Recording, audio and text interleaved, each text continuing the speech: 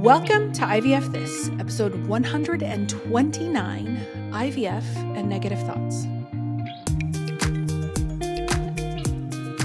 Welcome to IVF This. I'm your host, Emily Ginn.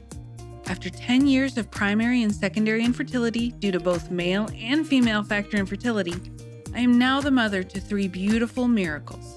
I am married to my favorite person in the world. I'm a social worker, a life coach, and an IVF warrior. I'm here to teach you how to manage your mind and emotions during your IVF journey, to break free from anxiety and regain control of your life, even in the midst of infertility. I'm going to teach you how to say IVF this to how we think about, talk about, and experience infertility. Let's go. Hello, my beautiful friends. I hope you are all doing so well today. I want to remind you just a couple of things. I still have consult/mini session. I don't know if you remember about a month and a half ago or so, I decided to change the name from free mini session to the Take Back Your Life call. I found that I was doing a fair bit of the free mini sessions as well as the consultations, which by definition have a little bit less coaching in them. I was doing them in equal parts, but then I found myself doing consultation type stuff on mini sessions, as well as coaching on consultation calls. So I decided to scrap it all because it wasn't working for our people, for us. So I decided to combine them and make it all one call. So we get to do whatever you want. If you want coaching, we can talk about that. If you just want to know what it would look like or sound like or be like to work together, we can talk about that. It's your time. You get 50 minutes with me to talk about whatever you want to talk about, right? So I want to remind everybody that I still have those available. They are no charge. And again, if nothing else, you will get to be coached on something that is painful or difficult or challenging for you right now. No better deal than that. And also getting closer and closer and closer to launching the group program cohort for another round. And so I want to remind all of you guys, so get on that mailing list, whether it's on my website, www.ivfthiscoaching.com, or doing that through my social media bios at IVF This Coaching. You can get on that mailing list so that you can become aware, notified, all the things of when we're launching a new group cohort. So make sure that you jump on that right away, like right now. Stop this and do that. No, I'm just kidding. And probably driving, so I want you to be safe. And the last thing I want to mention is a reminder that I have got a YouTube channel now. What? I'm starting to grow my comfort around the YouTube stuff and social media. So my goal is to get a little bit more involved with like Instagram Reels and TikToks and things like that, just to have a little bit of the nuggets that I share throughout the podcast, allow them to also be shared on wider platforms so that people can discover IVF This. I think that there is the abundance of information podcast-wise for IVF and infertility is around the medical aspect. And I don't think that enough people talk about the things that I talk about, which is lovely for me because I've got the market cornered. But the idea is I want to share that. I want it to become more readily available to people. So I will start branching out to those over the next few weeks and months. Someone who works with me, Ella, will be very excited to hear that because she has been pushing me. Pushing me is strong. She's very lovely. She has been encouraging, strongly encouraging, emphatically encouraging for me to do this. So I'm taking the plunge. This is like an accountability call out for myself to get on this. So we've got all that. And then today I want to talk about automatic negative thoughts. Okay. So automatic negative thoughts are very much what they sound like, but it's an aspect of cognitive behavioral therapy. Okay. So that's where the roots are. And I'm not going to get too deep into the roots because I want to talk about specifically what's happening, right? So automatic negative thoughts are, I think it's actually abbreviated ANT, which I think is hilarious, like IVF and ants. But anyway, I didn't create that acronym, but an automatic negative thought is something that we talk about a lot in cognitive behavioral therapy, but also for the purpose of this, we're going to talk about it within the framework of like grief and infertility and things like that. So an automatic negative thought is exactly what it sounds like, right? It's a thought that you're not consciously aware of. It's just one of those ones that boop, pops in, right? So some of these might sound familiar to you, okay? These are a lot of the ones that I hear regularly or have told myself, also an option. I will never be happy until I have children, or I'll never be happy without children. This is too much. The process, the grief, the experience, it's too much. I cannot handle this, or I won't be able to handle this, or I'm worried I won't be able to handle this. No one understands me. I'm not doing this right. There's something wrong with me.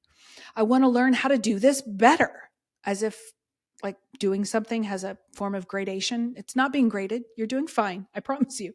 Any of those sound familiar, right? It's a very short list, but it's a short list of very common automatic thoughts that I have had again, and other people that I talk to, all of my clients. The truth is, and I've used this many times over, we have tens of thousands of thoughts per day, right? And there are schools of thought that tell us we have, 10,000 to 90,000, right? I know I've quoted him before. I'm not necessarily going to do that on this episode, but the point is that thousands and thousands and thousands of thoughts float through our minds every single day.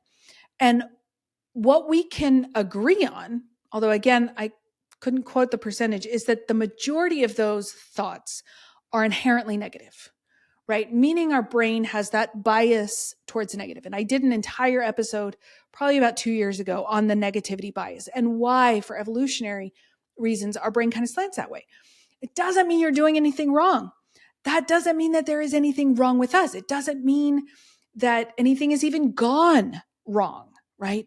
It just means that our brains, for the purpose of survival, has evolved over time to prioritize the things that are scary and thus could be a threat, right? That literally to our survival. And they prioritize those things, and our brain prioritizes those things over things that might feel good or logically make sense, right? We want our brain to be paying attention, more attention to those things that could challenge our survival, that could hurt us, that could challenge our safety, because that's survival.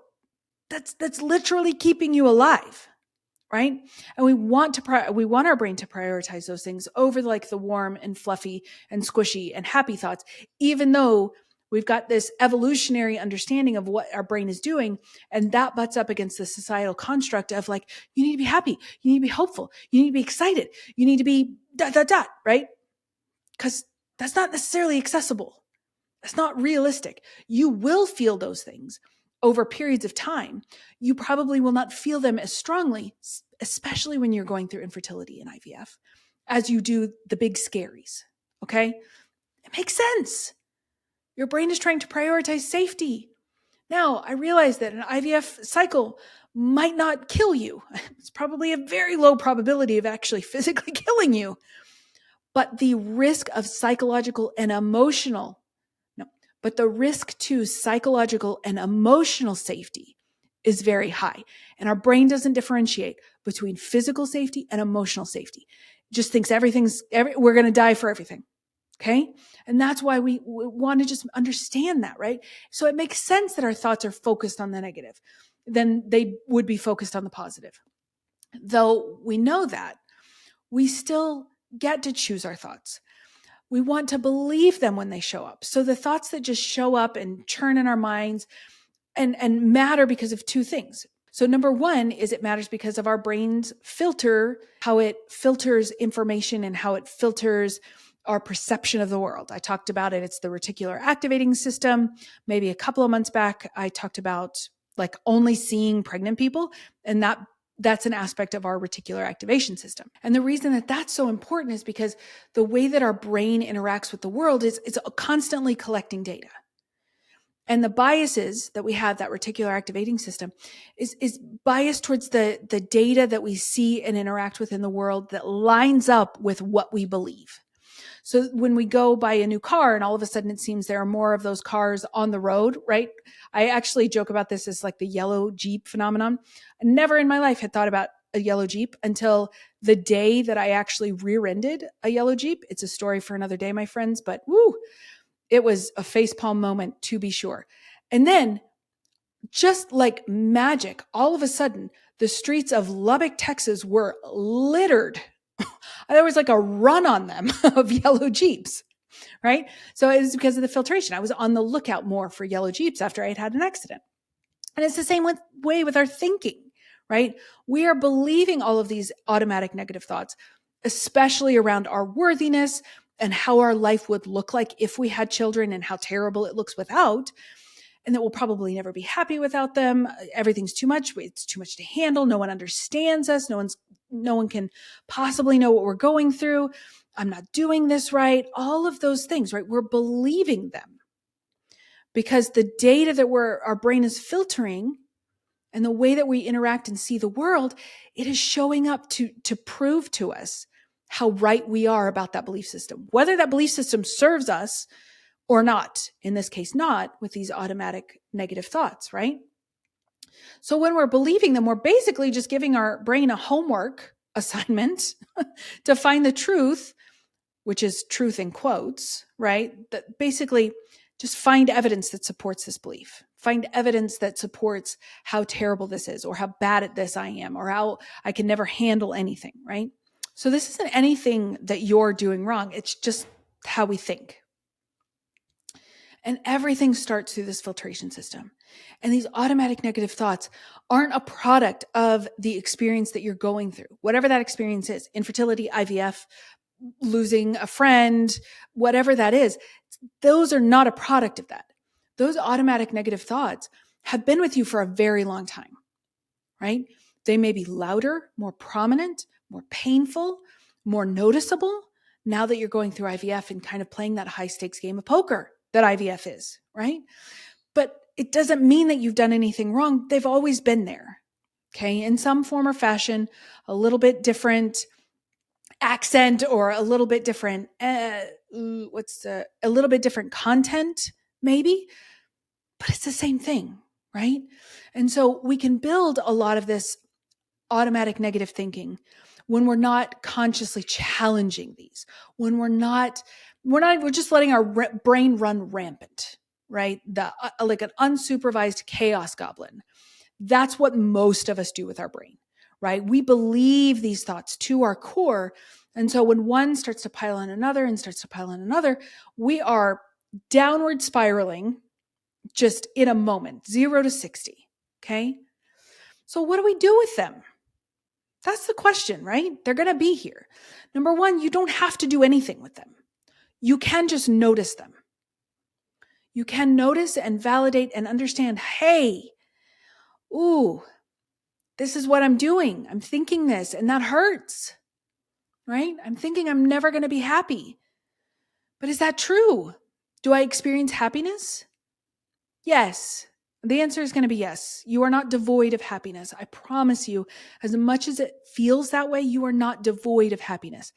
You might not feel it to the degree or the frequency that you expect yourself to feel it, or that you would imagine yourself feeling it in comparison to having children or to having your family that you dream about. But it doesn't mean you're devoid of happiness. You experience it. You're judging the crap out of yourself for it or for not having it, but you still experience it. Okay? So the reason that we don't have to do anything with it is because you're not doing anything with them right now. You're letting that drive the car, right? So if you just, at the very least, just acknowledge it. This is what's happening. Oh, this is one of those ants. I don't know if you want to use the acronym. Or this is one of those automatic negative thoughts, right? This is some of the BS in my brain that the drunk a-hole in there is just spouting off, right? Oh, these are the things that Emily told me to kind of be on the lookout, right? Because I feel so terrified right now as to how the emotional fallout of what could happen if this doesn't work. And that's just what my brain's doing, right? I did a podcast, it was a while ago, that talked about, this is the part where, I think that's the actual title of the podcast. I can't even remember how long ago it was, friends. Otherwise I would quote the actual number, but this is the part where is a great way of contextualizing when that happens, right? So I want you to go back and listen to that podcast episode, but I want you to think about the TLDR of this is the part where is like you're narrating your thoughts. You're just witnessing them. Oh, this is the part where I received my medications in the mail. And because I'm so freaking scared, I'm telling myself, I can't handle this. Right? But that's not true. That's not true. It feels that way because I'm very overwhelmed, but I know I'm going to take the medication. I'm going to go through with this process. I've committed myself to this process. I'm willing to go through with this process. So I know I'm going to figure it out. But if that feels a little bit more advanced and maybe you're just wanting to like recognize them and see what's happening to you, do the think, feel, do cycle. Really understand on like a molecular level what these thoughts are doing for you, doing to you. It's probably not anything productive. I'm going to be honest. I don't know why my voice got so high on that one. It's like Ross Geller on Friends. It's probably not going to be anything productive. It's probably going to lend you to spiraling.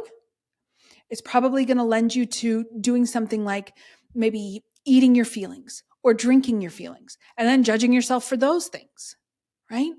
So take a look. When I think this, right? When I think I'm never going to be happy, I feel what? Desolate, alone, depressed. And from that feeling, what do I do or not do, right? If I'm feeling depressed, then I'm usually not going to be taking care of myself physically, right? That's one of the clearest signs of depression for me when maybe my ADHD is just not being managed really well. That tends to be how my depression and anxiety come out when my ADHD is untreated.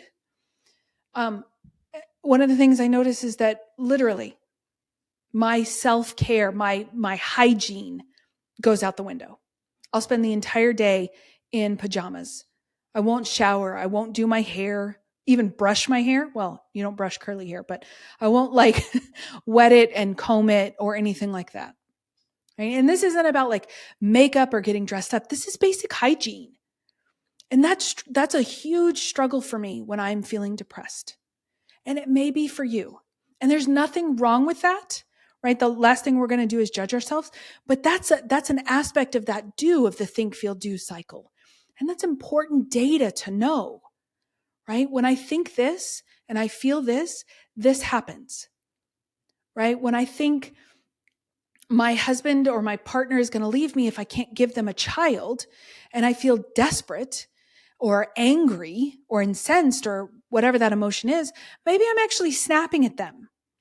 Maybe I'm yelling or getting so frustrated and reacting out of my emotion that maybe I'm actually pushing them away a little bit, which is the opposite of what I want. I want connection, right? So understanding what's happening for you, what you're doing is that essential function of the think, feel, do cycle. It just creates awareness. And that's all we want with our automatic negative thoughts. You know, I think most of us are such in the habit of just like, well, this is just what I'm thinking, so it has to be true.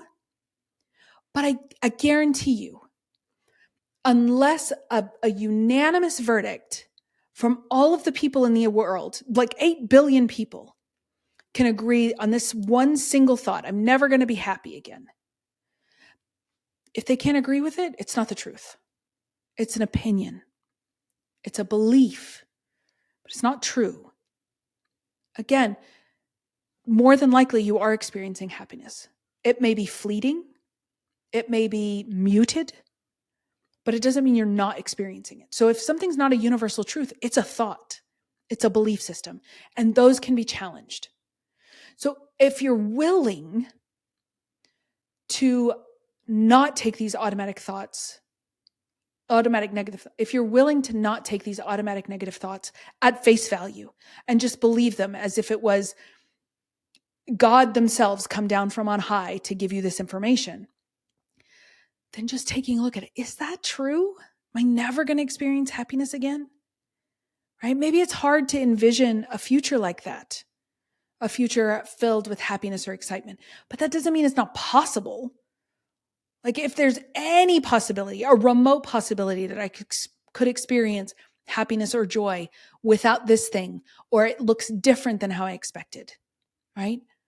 Then you're not holding on to this automatic thought, this negative thought so tightly, right? You can release your grip on it a little bit, and it's going to change the experience of it for you. I promise. If you're holding on with just letting it set in your hand as opposed to like white knuckle gripping that negative thought, you don't have to engage in the spiral, right? The spiral isn't even relevant. There's no downward spiral when you're just letting it sit in your hand, when you're just saying, hey, that feels like just an automatic negative thought. Hey, that feels like something Emily has said. Maybe we don't need to believe that, right? Maybe it's not true. Maybe it's not the truthiest truth of all the truths that have ever been truthed in the world. Maybe it's just something that my brain's thinking, right? And it hurts and it's painful and I don't want to think it, but maybe I don't have to believe it, right? Maybe I'm not doing something wrong. Maybe the failure of the transfer or the cycle was not my fault. Maybe. I just want to introduce possibility instead of you automatically believing it could be yours or that it is yours. That's a much higher level of certainty, right? But again, the idea isn't that you're not doing something right or you're doing something wrong. And when you get invested in and interested in applying thought work, that you're judging yourself. That's the opposite of what we want. I just want you to be aware. I just want you to think maybe it's possible that these automatic negative thoughts don't have to hang around with me or be as influential or as strong or as impactful or as painful as they have in the past. Okay? That's all. That's what we're talking about. Just changing our experience of these things, changing our experience of the negative thought itself, the emotional reverberation that you experience after a negative thought, stopping yourself in the mid spiral, stopping yourself at the beginning of the spiral, picking yourself up after a spiral. All of that, because you're going to experience all of those things. I still have thought spirals, right? I'm a really good coach. And there are times that I'm like, oh, boy, I went down a couple. I went down subterranean to the core of the earth with that thought spiral. Yeah, that happened. I did that. And I don't have to stay there. I can walk back up the spiral staircase. That's how I envision a thought spiral, right? The negative downward spiral. I always imagine it as like a staircase. I can climb my way back up staircases, right? It might take me a little while and I might not get as high as I was before the thought spiral came, but I can climb back up. Like I know how to do that, right? And so this is such a huge reason for understanding those automatic negative thoughts, right? They're not gospel. And just being aware of them, you can change your experience. And that is everything. That is literally everything. And I know someone out there is going to be like, how can I be aware of them? More aware of them. Just gain awareness of them, however you want to say it. If you're not sure if it's an automatic negative thought or not, I want you to put it on paper. Ask yourself, would everyone in this world, right, no matter their cultural background, no matter where they're from or where they've lived, would agree on this? Would they? Is it objectively true? If the answer is no, yay. If the answer is no, then yay, because it means you have an automatic negative thought, right? We don't have to keep believing them. Okay? So that is what I have for you today, my beautiful friends. There's nothing wrong with you. I promise you. You're not broken. There's no malfunction, nothing like that. Automatic negative thoughts are expected.